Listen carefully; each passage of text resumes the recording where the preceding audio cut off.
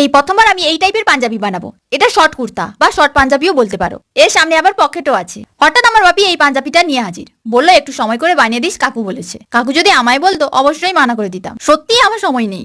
যেহেতু কাটিং করে এনে দিয়েছে, একটু না হয় ম্যানেজ করেই বানিয়ে দেবো। মার্চের সব অর্ডার কমপ্লিট হয়ে যাওয়ায় টাইমে পাঠানোর চাপটাও কম ছিল। তা সত্ত্বেও আমি প্রায় দিন 4টা 5টা অবধি কাজ করেছি, তাই সব দিক ব্যালেন্স করতে পেরেছি। রাত জেগে জেগে আমার শরীরের অবস্থা পুরো খারাপ বলতেই পারো। কি যে করি আমার সাথে এটাই হয়। ভাবলাম একটু ঘুমাবো, সে সুযোগও নেই।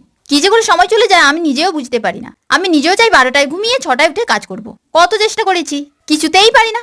এতই পরিমাণে ঘুম পায়, রঙও তুলি ধরা অসম্ভব। সব ভুল করে নিজেই আবার কান্না করব।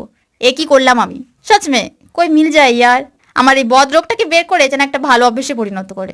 যেহেতু যা খুশি ডিজাইন করতে পারি, তাই নতুন কিছু ট্রাই করলাম। শুরু করি এক ভেবে, আর শেষ হয় আর এক ভাবে।